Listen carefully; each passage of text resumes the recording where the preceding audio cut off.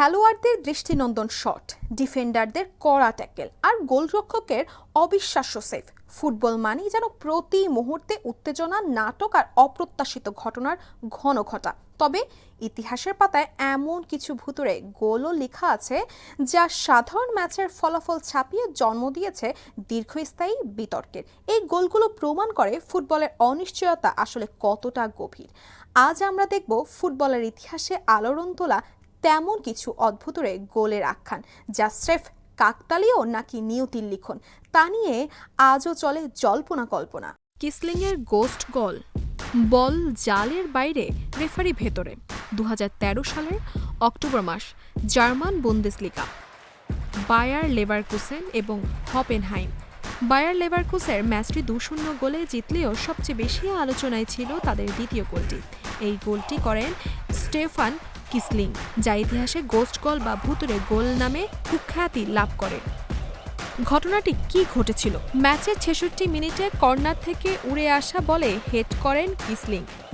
হেডটি লক্ষ্যভ্রষ্ট হয়ে জালের পাশ দিয়ে সাইড নেটে আঘাত করে বাইরে চলে যায়। গোল মিসের হতাশায় মাথায় হাত দিয়ে দাঁড়িয়েছিলেন কিসলিং, কিন্তু পরক্ষণেই তিনি হতবাক হয়ে দেখেন তার সতীর্থরা উল্লাস শুরু করেছেন আর রেফারিও গোলের বাঁশি বাজিয়ে দিয়েছেন।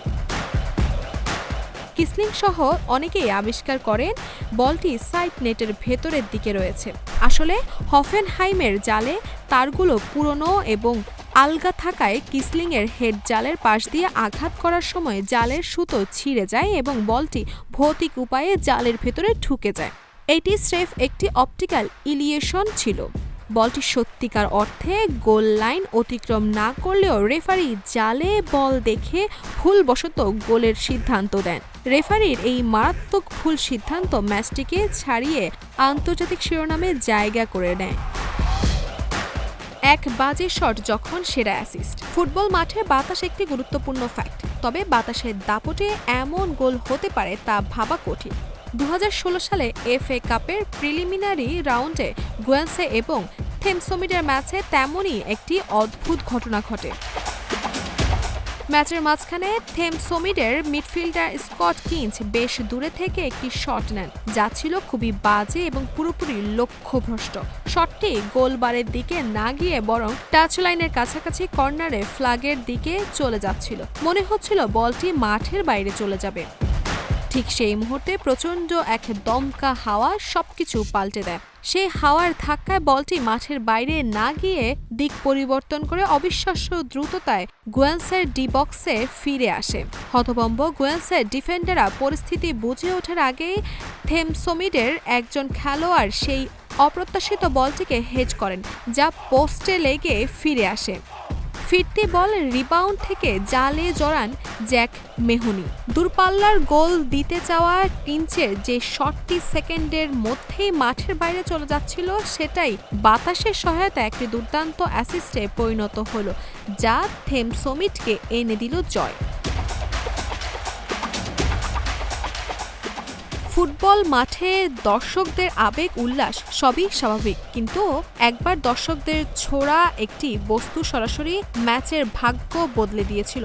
ঘটনাটি ঘটেছিল 2009 সালের অক্টোবরে প্রিমিয়ার লিগের ম্যাচে। হোম ম্যাচে সান্ডারল্যান্ডের প্রতিপক্ষ ছিল লিভারপুল। ম্যাচের দ্বিতীয়ার্ধে সান্ডারল্যান্ডের ফরোয়ার্ড ড্যারেন বেন্টে লিভারপুলের ডি বক্সে একটি লো ক্রস পান। ডিফেন্ডারদের জটলার মধ্যে থেকে তিনি গোল শট নেন। গোলরক্ষক পেপে রেইনা শটটি সেভ করার জন্য প্রস্তুত ছিলেন। দর্শকদের ছোড়া একটি বড় বিচ বল এসে মাঠে পড়ে। বেন্টের শটটি গোলরক্ষকদের দিকে দ্রুত ছুটে যাওয়ার সময় সেই বিচ বলের গায়ে আঘাত করে দিক পরিবর্তন করে এবং পেপে রেইনাকে বোকা বানিয়ে জালে প্রবেশ করে। রেইনা এবং লিভারপুলের খেলোয়াড়রা হতবাক হয়ে গোল বাতিলের আবেদন জানালেও রেফারি তা নাকচ করে দেন।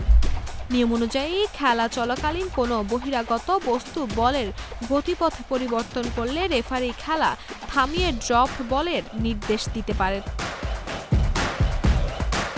ড্যারেন বেন্টের সেই গোলটি ম্যাচের ভাগ্য নির্ধারণ করে দেয়। সান্ডারল্যান্ডে 1-0 গোলে জয়লাভ করেন।